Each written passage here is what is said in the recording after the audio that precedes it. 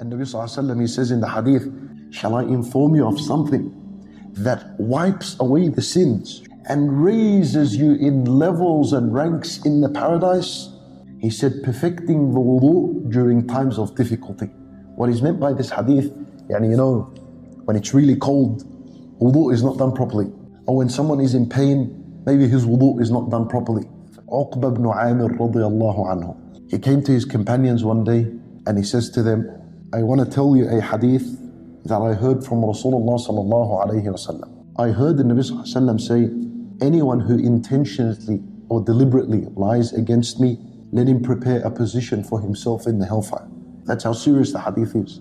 He began the hadith and he said, a person from among my nation, he wakes up at night, he finds it difficult, he struggles, he puts so much effort to get up and make wudu. وَعَلَيْهِ عُقَدْ, and upon him are knots. He's knotted down, he's tied down. When he washes his hands, a knot is untied. When he washes his face, another knot is untied. When he wipes his head, another knot is untied. When he washes his foot, another knot has been untied. Then Allah subhanahu wa ta'ala, He says to those who are behind the curtain, He says to the angels, look at this servant of mine. Allah Azza wa Jal is proud with the actions of the servant. He shows his actions off to the angels. And He says, look at this servant of mine. يُعَالِجُ نَفْسَهُ إِلَى الطَّهُورِ. يُعَالِج comes from al-mu'alaja, treatment. If you have a wound and someone is treating it for you with no anesthetic, how difficult that is. This guy that's making wudu, that's the kind of pain he's feeling in his wudu when he gets up from his bed.